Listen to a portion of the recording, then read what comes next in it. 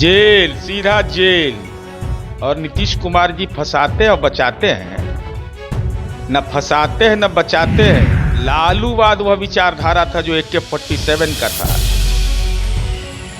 मोकामा जहां मेरा घर है 149 हत्या हुई। मां अपने बेटा को खोने के बाद आंखों में आंसू को बचा लेती थी, जिंदा झोंक दिया जाता था आग।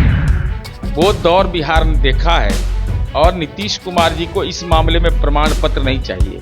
आज भी unique selling point Nitish Kumar ji का है, वो है कानून का राज। हमारे चलते कोई पार्टी छोड़ दे, आज तक तो हमको ये भी भ्रम नहीं था कि हमारे चलते गठबंधन टूट जाएगा, हमारे चलते हम किसी के चलते पार्टी छोड़ देंगे अपना। जरा सबको मौका मिला है। चुनाव का मतलब क्या? चुनाव जीत कर करके मौन व्रत धारण करेंगे। अरे सदन मौन व्रत धारण करने के लिए है या हाथ उठाने के लिए है कि सदन में अपनी बात मजबूती के साथ कहना चाहिए। नेता प्रतिपक्ष तेजस्वी यादव बोलते हैं कि ये सरकार है AK-47 वाली सरकार है। जिस तरह से बाहुबली से लगातार बिहार के मुख्यमंत्री नीतीश कुमार है वो मुलाकात कर रहे हैं, जो मोकामा के पूर्व विधायक हैं, और आनंद मोहन कल मुख्यमंत्री नीतीश कुमार से मुलाकात करते हैं, जिसको लेकर कह रहे हैं कि ये AK-47 वाली सरकार है, ये खुद फंसाते हैं और खुद बचाते भी हैं। हमारे साथ बात करने के लिए जदयू के मुख्य प्रवक्ता MLC नीरज कुमार हैं। तेजस्वी यादव करेंगे AK-47 वाला सरकार है, बचाते हैं भी है और फंसाते भी है। AK-47 वाला सरकार है। AK-47 तो बिहार की बेटियों के हाथ में है, वो लालूवाद के विचारधारा के तहत था। 47 यहाँ एगो छुरछुरी पिस्तौल रखिएगा तब जेल चल जाइएगा। जेल, सीधा जेल। और नीतीश कुमार जी फंसाते और बचाते हैं, न फंसाते हैं न बचाते हैं। अपराध करिएगा, चाहे कितना बड़ा सामर्थ्यवान व्यक्ति क्यों नहीं रहिएगा,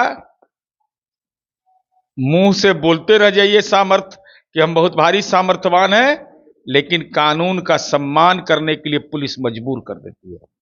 ये बिहार में आम आवाम को मालूम है। लालूवाद वह विचारधारा था जो AK-47 का था। मोकामा जहां मेरा घर है 149 हत्या हुई थी। रोता नहीं था अभिभावक, मां अपने बेटा को खोने के बाद आंखों में आंसू को बचा लेती थी, जिंदा झोंक दिया जाता था आग में, भट्ठी में। खुलेआम पिता के सामने बेटा की हत्या कर दी जाती थी, लेकिन उसका पिता रोने का भी अधिकार नहीं था। इस सब हम लोगों ने आंख से देखा है। और 118 नरसंहार खुलेआम, चूंकि रात में तो बिजली रहता नहीं था, पूरे मध्य बिहार के अंदर में ही काम होता था कि रात में नरसंहार कर दिया जाए, कोई FIR तक करने का हिम्मत नहीं करता था। और हमको जहां तक स्मरण 139 में मात्र 13 पुलिस केस हुआ था, तो 13 FIR, बाकी सब पुलिस केस, सब ऐसे ही हो जाता था, केवल घटनाक्रम मेंशन हो जाता था। ये दौर तेजस्वी जी बिहार ने देखा है। जब लखीसराय से चलता था ट्रक लेकर के, तो हर गांव में एगो लेकर के खड़ा रहता था, अब पैसा लेता था। वो दौर बिहार ने देखा है और नीतीश कुमार जी को इस मामले में प्रमाण पत्र नहीं चाहिए। आज भी unique selling point Nitish Kumar ji का है, वो है कानून का राज। कानून के राज के साथ छेड़छाड़ करिएगा, अचैन से रह जाइएगा। लेकिन वो सवाल इसलिए तेजस्वी यादव खड़े कर रहे हैं क्योंकि अनंत सिंह है, वो आप ही की सरकार में जेल गए थे AK-47 मामला में, और उनको रिहा भी हुआ और मुलाकात कर रहे हैं, इसके लिए वो सवाल खड़े कर रहे हैं। कोई कोर्ट रिहा कर देगा, मिलने के लिए तो कोई जा सकता है भाई। राज्य के मुख्यमंत्री है तेजस्वी यादव, जब किसी संवैधानिक संस्था का चयन होता है तो उसमें जाते हैं कि नहीं, मीटिंग में मुख्यमंत्री जी के साथ बैठते हैं कि नहीं? अगर लोकपाल की नियुक्ति करना चाहे, जो भी नियुक्ति में जिसमें विपक्ष के नेता, इसका क्या मतलब हो गया? और आनंद मोहन जी पर तो तरह तरह का सवाल खड़ा किया गया। तो उनकी पत्नी भी, हमको मीडिया में देखा, पत्नी भी गई, बेटा भी गया, उन्होंने बाजाप्ता बाइट भी दिया बाहर निकल कर करके। तो इसका क्या मतलब हुआ? कोई जमीन लिखवाते हैं क्या हम लोग? किसी से कोई लेन देन करते हैं क्या हम लोग? हम लोग विकास के एजेंडे के लिए जाने जाते हैं। और कोई भी राजनीतिक व्यक्ति जब राज्य का मुख्यमंत्री होगा, वह पक्ष हो, विपक्ष हो, सोशल ऑर्गेनाइजेशन हो, कोई इंडिविजुअल को, जनता का दरबार नीतीश कुमार जी लगाते थे। तो नीतीश कुमार जी की तो कार्य से, लेकिन तेजस्वी यादव आप इस सवाल पर बोल रहे हैं। तो कृपा करके जरा रीतलाल यादव पर अपना बयान दीजिए। अनंत सिंह दावे कर रहे हैं कि जदयू के सिंबल पर चुनाव लड़ेंगे और वो कह रहे हैं कि आपके चलते पार्टी को हमने 2015 में छोड़ा, ये इस तरह की बात भी बोल रहे हैं। हम इतना छोटा आदमी, हम लोग हैं बहुत साधारण आदमी हैं, हम लोग को तो एक अंशों संपत्ति नहीं होगा, तो हमारे रिएक्शन में भी राजनीति होती है। ये तो हमारे लिए महत्वपूर्ण हो गया कि हमारे जैसा छोटा आदमी के प्रतिक्रिया में कोई पार्टी छोड़ दे। बाप रे बाप, सामर्थ्यवान हम हैं, पत्ता मेरे बिना नहीं हिलता है, अब पटिए छोड़ कर चल जाए। बताइए तो, ये तो हमको अब महसूस हुआ कि हम में भी कोई ताकत है।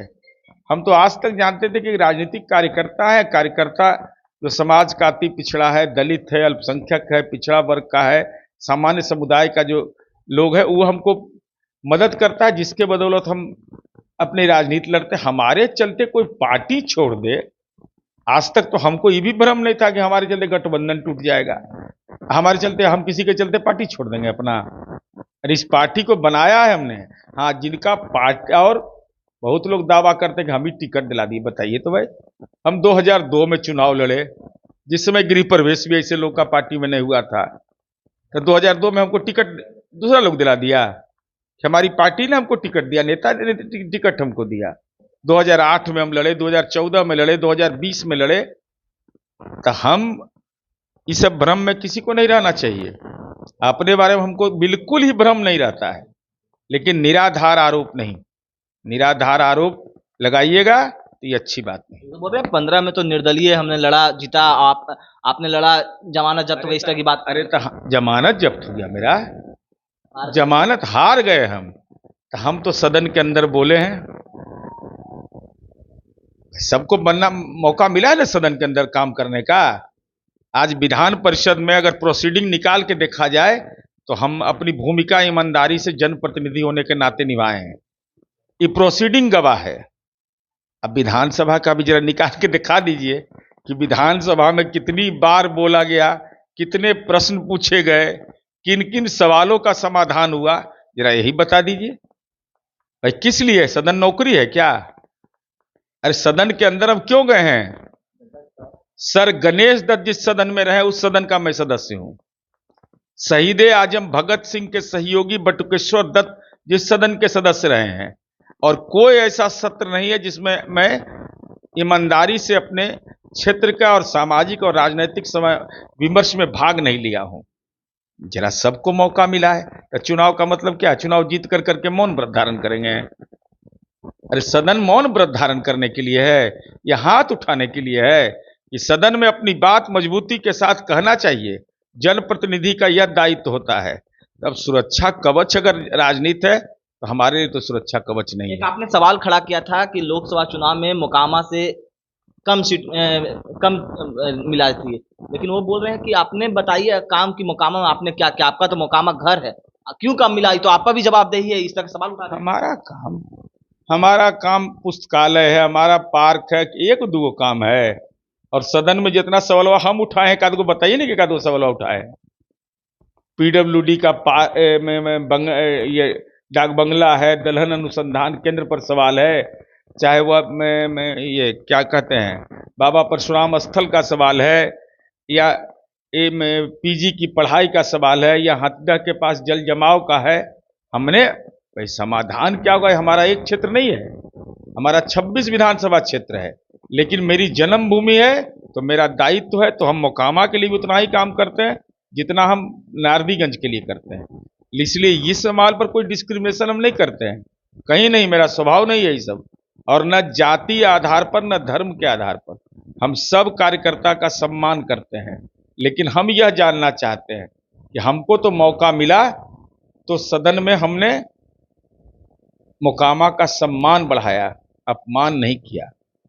मोकामा इतिहास के पन्नों में दफन हो गया था कि रामकृष्ण सिंह मोकामा के थे, कोई नहीं जान नेता लोग काम किए, बहुत लोग को मौका मिला उच्च निम्न सदन में रहने का, जिनको मौका मिला है। जरा पूछिए तो कि रामकृष्ण सिंह मोकामा के थे, आज वह उन्होंने कितना बड़ा काम किया था कि सीधे तौर पर यह जानिए इतिहास बदल दिया।